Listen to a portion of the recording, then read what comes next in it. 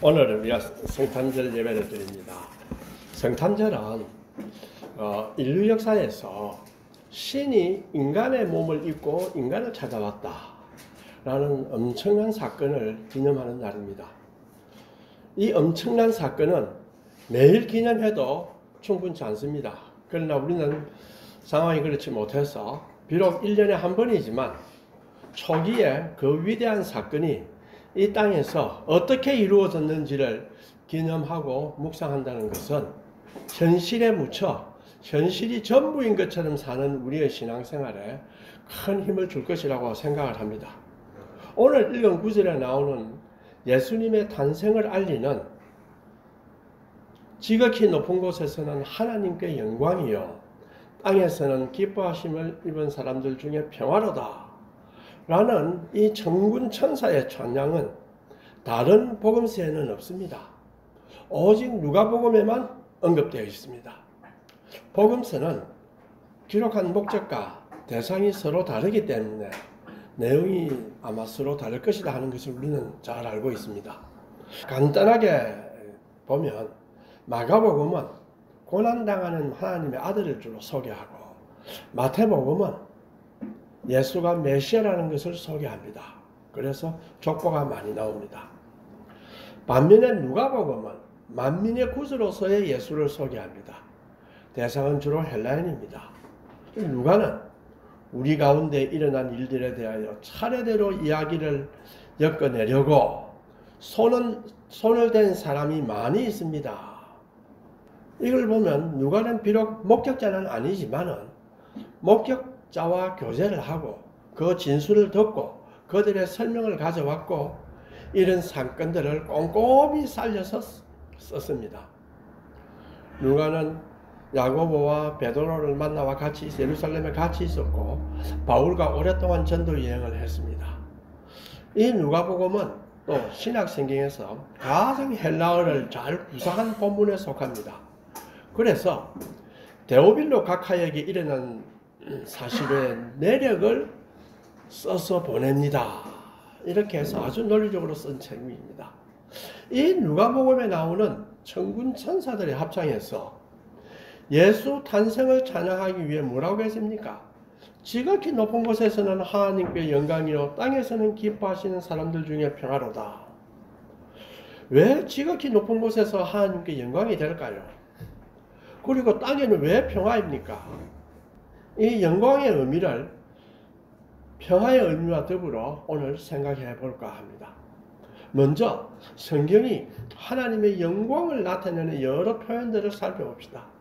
이는 간단하게 몇 가지 말로 하나님의 영광을 정의할 수는 없기 때문에 여러 가지 콘텍스트에 따라서 달리 표현해 있습니다. 몇 가지만 살펴보겠습니다.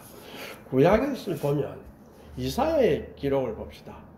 우시야 왕이 죽던 해에 내가 본즉 주께서 높이 들린 보좌에 앉으셨는데 그의 옷자락은 성전에 가득하였고 거룩하다 거룩하다 거룩하다 만군의 여호와여 그의 영광이 온 땅에 충만하도다 하더라. 여기서 하나님의 영광은 만물을 통치하시는 하나님의 거룩함과 위대성이 표현되어 있습니다.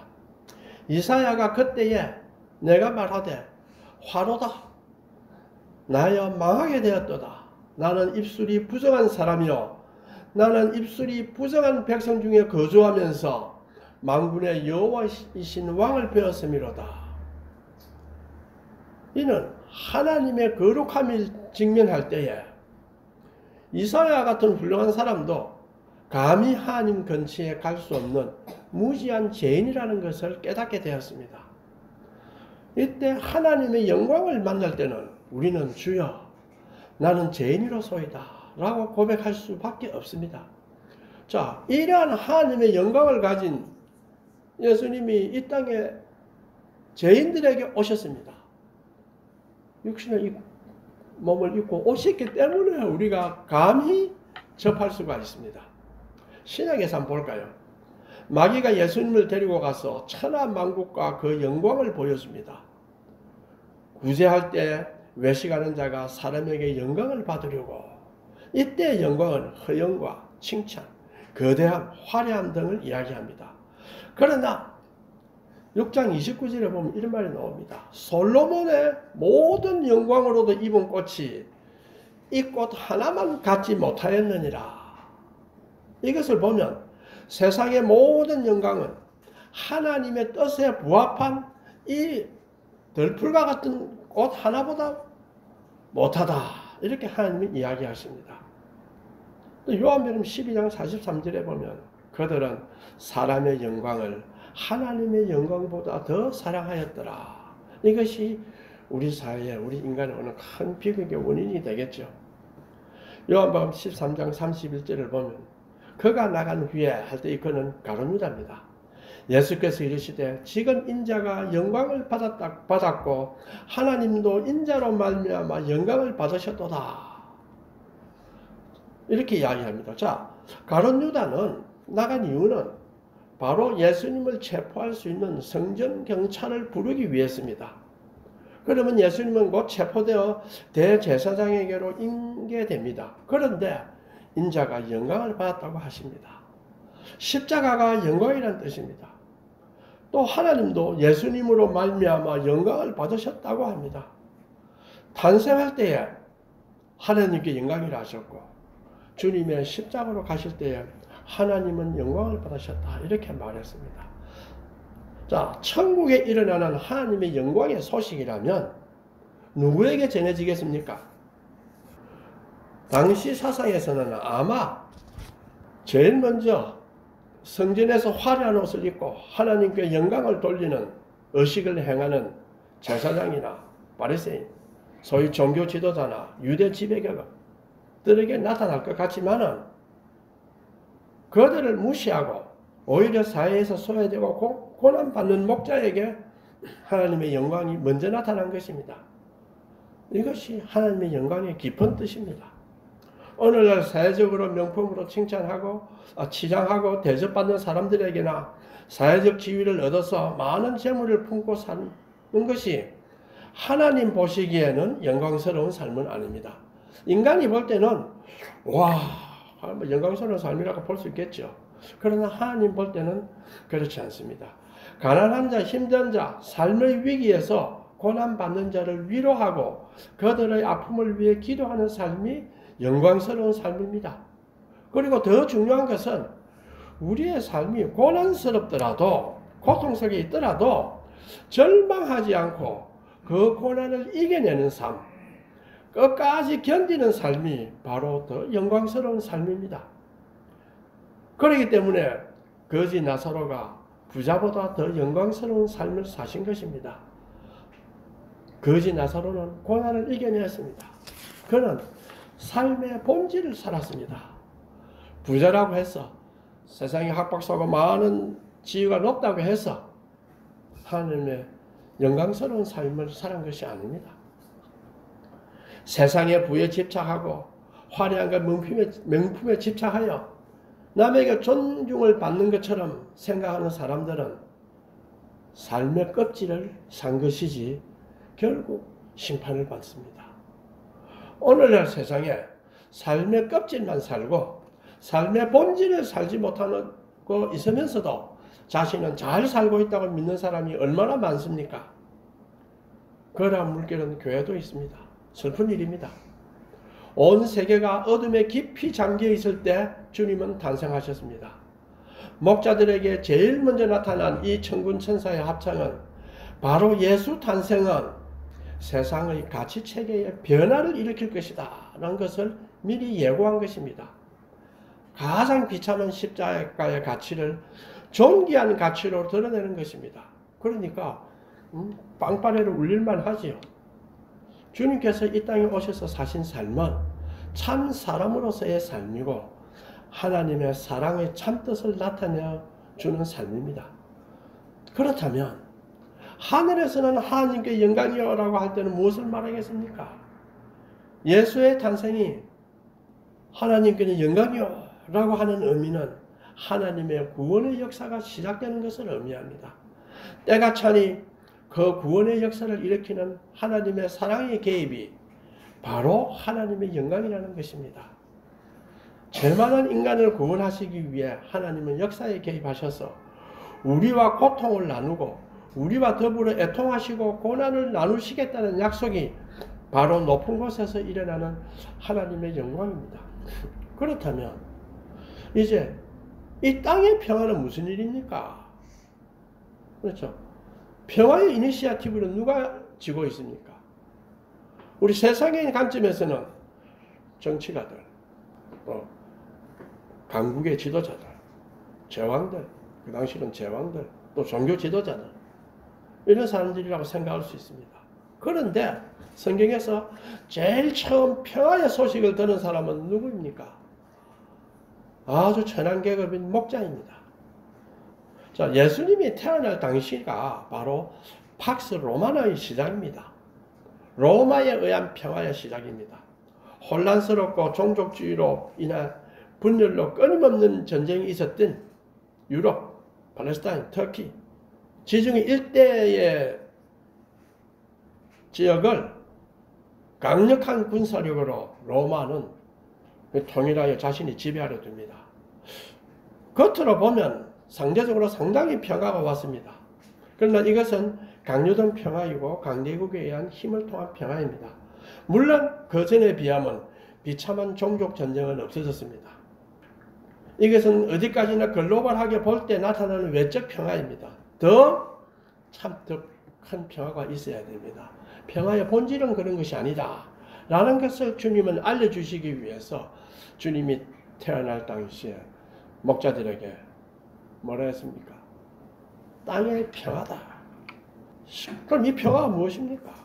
실질적 개인에게는 당시에 여전히 자유가 없었습니다. 압제의 허덕입니다. 그렇죠?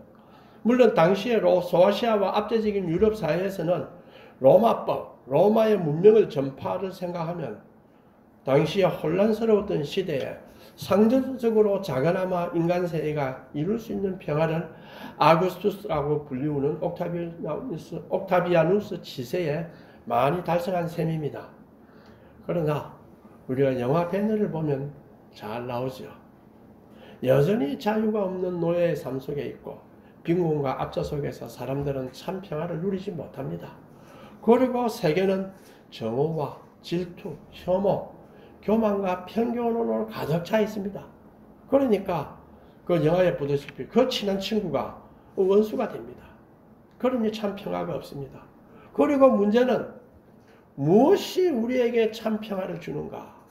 평화를 얻는 길조차도 몰랐습니다. 예수님의 탄생은 우리에게 하나님의 진리가 주어진 것입니다. 이 진리가 우리를 자유롭게 합니다. 이 자유가 없으면 평화는 있을 수 없습니다. 인간의 타락한 영혼은 항상 타인에 대해서 우위를 점하려 하고 타인을 압제하려 합니다. 자기 중심적으로 타인을 보기 때문에 자신에게는 관대하고 타인에게는 엄격하고 타인의 업적은 또 엄청나게 시기합니다. 우리 교수 사회에도 잘 나타납니다. 자기가 최고입니다. 이것은 자유로운 자기 결정인 것 같지만은 우리가 사탄의 노예로 살고 있다는 것은 말해주는 하나의 표시입니다. 비록 우리는 잘 모르지만은 그렇습니다. 그러니 타락한 우리는 화평보다는 투쟁을 더 이야기할 수밖에 없습니다. 자, 이때 나타난 주님의 평화는 무엇을 의미할까요? 분명히 이 세상의 평화는 본질적인 평화가 아닙니다. 그러면 우리의 평화는 무엇이고 어디서 올까요? 우리가 주님 평화를 주십시오 이렇게 할까요? 주님은 물론 우리에게 새로운 삶을 향한 방향과 진리를 보여주었습니다. 우리 인생은 순례의 여정입니다. 책을 읽다가 위대한 화가 반고호의 편지가 한 700통이 됩니다. 이 두 권으로 번역됐는데 그거는 조금 읽어봤습니다. 읽다가 이제 찾아온 것이 반고호가 전도사 시절에 자신의 동생 테오에게 보낸 편지가 있습니다. 그것을 인용했습니다. 나는 언젠가 매우 아름다운 그림을 보았습니다. 저녁 풍경이었지요. 멀리 오른쪽으로 저녁 어스름 속에서 파랗게 언덕이 드러나고 그 언덕 위에 황혼과 잿빛 구름이 금빛, 은빛, 자줏빛을 띠를 들이우고 있습니다. 그 땅은 허벌판과 관목이 서 있어 쓸쓸함을 자아내었습니다. 여기저기에서 자작나무 신줄기와 잎사귀가 뒹구는 가을날이었습니다. 풍경 속으로 뚫린 길은 높은 산으로 이어집니다. 멀리 아주 멀리까지 그 산꼭대기에 지는 해가 영광을 비추는 마음이었습니다. 그 길로 순례자 한 사람이 손에 지팡이를 짚고 걸어갑니다. 이 순례자를 보면 우리 인생의 여정을 묘사하는 것 같습니다. 그는 이미 꽤 먼 길을 걸었기에 몹시 지쳤습니다. 이제 그는 한 여자를 만났습니다. 사도 바울의 말씀을 연상시키는 검은 옷차림이었습니다. 슬픔에 젖어도 항상 기뻐하는 이 하나님의 천사는 순례자를 격려하려고 그곳에 나타났습니다. 그래서 순례자와 대화를 합니다. 순례자가 그 천사에게 물었습니다. 이 길이 저 언덕까지 이어집니까? 그렇습니다. 맨 끝까지. 그가 다시 물었습니다. 그러면 꼬박 하루를 또 걸어야 합니까? 천사가 말했습니다. 아니요. 아침부터 밤까지 친구요. 이 순례자는 슬펐지만 여전히 기쁩니다. 슬픈 까닭은 이렇게 멀리 왔는데 갈 길이 여전히 많이 남았기 때문입니다. 그러나 저녁 노을 속에 눈부신 멀리 영혼의 마음을 올려다보며 희망을 되찾았기 때문에 기뻐합니다. 자, 이렇게 고생스럽게 왔는데 어떻게 항상 기뻐합니까? 희망이 우리를 기쁘게 합니다. 우리를 맞아주시는 주님을 생각하니 기쁘다는 것입니다. 그 순례자는 오래전에 들은 옛 노래를 생각했습니다. 힘써야 할 싸움이 많구나. 견뎌야 할 고통이 많구나. 올려야 할 기도가 많구나. 그러면 결국 평화가 올 것이다. 평화란 우리의 인격의 변화와 더불어 진리를 깨달을 때 옵니다. 주님은 배를 타고 갈릴리를 건널 때 제자들과 함께 건넜죠. 그때 폭풍우가 왔습니다. 제자들은 두려워 떨었지만 뱃속에 평화롭게 주무셨습니다. 제자들이 주여 우리가 죽게 되었습니다 라고 하니 주님은 믿음이 없는 자들아 라고 책망했습니다. 진실로 인간은 스스로 평화를 만들 수 없습니다. 우리 사회를 봅시다. 냉전이 끝나고 잠시나마 평화가 지속했지만은 이라크 전, 아프가니스탄 전, 또 끝나니까 우크라이나 전쟁, 또 이스라엘 하마스 전쟁이 생깁니다. 앞으로 대만과 중국도 문제가 될 것입니다. 국가 간의 전쟁은 말할 것도 없고 이웃은 물론 자신과의 평화도 못 만드는 사람이 많습니다. 그러면서 서로의 영광을 빼앗고 서로의 영광을 더 얻으려고 합니다. 그러니까 싸울 수밖에 없습니다. 왜? 영광이 무엇인지 모르면서 영광을 얻으려고 하고 평화가 무엇인지 모르면서 평화를 얻으려고 하니 싸울 수밖에 없고 평화가 없습니다. 영광도 없습니다. 그러니까 예수님 탄생 시에 천군 천사들이 뭐라고 했겠습니까? 지극히 높은 곳에서는 하나님의 영광이라 땅에서는 평화다. 핵심이 영광과 평화입니다. 영광은 어디서 옵니까? 평화는 어디서 옵니까? 우리의 평화는 주님으로부터 옵니다. 우리는 여전히 힘써야 할 싸움이 많습니다. 그리고 견뎌야 할 고통도 많습니다. 올려야 할 기도도 많습니다. 그러면 결국 평화가 온다는 것은 또 우리는 믿습니다. 이 순례자의 노래는 우리에게 뭐를 알려줍니까? 나의 평화는 주님께 맡길 수밖에 없다 라고 하는 것입니다. 영광과 평화는 서로 분리된 것이 아닙니다. 주님의 십자가는 우리에게 하나님의 영광과 평화를 가져다 줍니다. 수직적인 하나님과의 수직적인 관계가 정상화가 될 때 비로소 수평의 관계가 정상화됩니다. 이것을 위해서 주님은 오셨고 그 고난 속에 삼위 하나님이 동참하셨습니다. 바울에 의하면 그리스도는 단지 우리의 죄 때문에 희생당한 것은 아닙니다. 그가 십자가를 통하여 죄인을 화해시킨다면 그는 또한 부활을 통해서 새로운 의, 새로운 생명, 새로운 피조물을 창조합니다. 주님이 내가 길이요 진리요 생명이라 했죠. 길과 진리와 생명이 없이는 평화가 이루어질 수 없습니다. 평화의 본질은 여기에 있습니다. 진리를 통한 인간 내면의 변화가 없으면 참 평화는 불가능합니다. 아버지 하나님은 부활을 통해서 그리스도를 영광스럽게 했고, 또 거꾸로 아들은 그의 순종과 희생을 통하여 아버지를 영화롭게 합니다. 그들 상호간에 일어나는 영광의 사역이 바로 성령의 사역입니다. 마찬가지로 성령은 우리에게 역사하여 그리스도와의 사귐을 갖게 합니다. 그리스도와의 사귐은 그리스도를 닮아가는 것입니다. 우리는 그리스도가 하나님께서 하신 순종을 배우게 됩니다. 그리스도의 사랑과 그리스도의 인내를 배웁니다. 우리가 그리스도의 사랑을 실천하려 할 그때 우리는 진정한 평화를 얻습니다. 무엇보다도 자기 자신과의 화평을 얻을 수 있습니다. 그리고 형제와 이웃 간의 화평을 얻을 수 있습니다.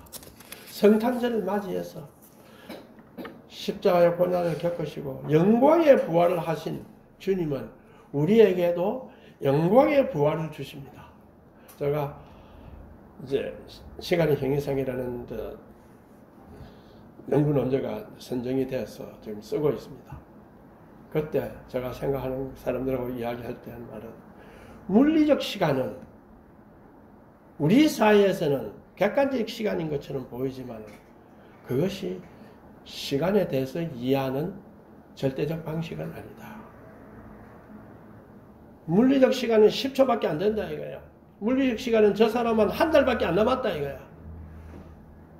물리적 시간은 이 사람은 50년 남았다. 인간적으로 볼 때 50년 남은 시간이 더 귀하고 한 달은 안 귀한 것 같죠? 성경은 그렇지 않습니다. 성경에 말하는 중요한 시간은 인간의 주관성 속에 있습니다. 그것이 예수님 한 생에 하나님께 영광이요 할 때 그 영광은 세상의 눈으로 보지 말라는 뜻입니다. 그럼 무엇으로 봅니까? 진리를 통한 우리의 주관을 가지고 하나님의 진리를 볼 때 생기는 겁니다. 그러면 하나님이 우리에게 알려진 시간은 의미의 시간입니다. 30일이지만은 참 의미를 깨닫고 살면 그 사람은 100년 살은 거고, 50년을 시간의 의미를, 삶의 의미를 깨닫지 못하고 사는 사람은 그 50년은 뭐와 똑같습니까? 짐승이 살아가는 것과 똑같습니다. 그냥 달이 뺑뺑 지구로 돌고 있고 하는 것과 똑같습니다. 아무렇지 않습니다. 종말에 이루어질 그 영광의 부활은 지금 우리에게 역사하십니다. 그렇기 때문에 자, 종말에 있는 영광의 부활이 지금 우리에게 임한다는 것은 무엇을 말합니까? 시간이 의미의 시간으로 우리에게도 극복되어져야 한다는 것을 의미합니다. 그렇기 때문에 바울은 보라, 이제는 새로운 피조물이라고 이야기합니다. 이제 새 생명을 가진 우리는 그리스도와 깊은 사귐을 가질 수가 있습니다. 그때 우리는 이웃과 형제와 가족과의 평화는 물론이며 자기 자신과의 평화를 누릴 수 있습니다. 목자에게 천사의 찬양이 울린 것처럼 이 한겨울 힘들고 병든 자에게 이 평화를 주님은 주십니다. 무엇보다도 우리가 생각해야 될 것은 하나님과의 관계. 우리는 단순히 하나의 종교로 전도해라. 내 종교를 부흥시킨다. 우리 교회를 좀 부흥시킨다 해서 전도하지 않습니다. 진리를 알아라. 진리가 너희를 자유케 하고 구원해준다. 우리의 몸은 세상에 예속되어 있는 것 같지만은 참된 진리는 우리에게 그렇게 이야기하지 않는다. 거짓된 진리는 세상에 속해 있으면서도 아주 좋은 것인 것처럼 착각하게 만든다. 참된 진리는 그렇지 않다. 그래서 우리의 복음 전파는 뭡니까? 진리를 전파하는 겁니다. 이 땅에 한 번 살 때에 참 진리를 가지고 한번 살아보자. 그리고 영혼이라는 건 무엇인가를 한번 생각해보자. 잠시 왔다가 없어진다. 또 먼지가 돼버린다. 할 수 없다. 인간이 그런 거 아이가. 이런 패배의식으로 우리는 살 필요가 없습니다. 저는 이 영광과 평화, 이 의미의 시간, 이 진리의 시간이 오늘 우리 성탄절을 맞이해서 한번 깊이 생각해 봐야 되지 않을까 생각합니다. 모두 통성으로 기도하겠습니다.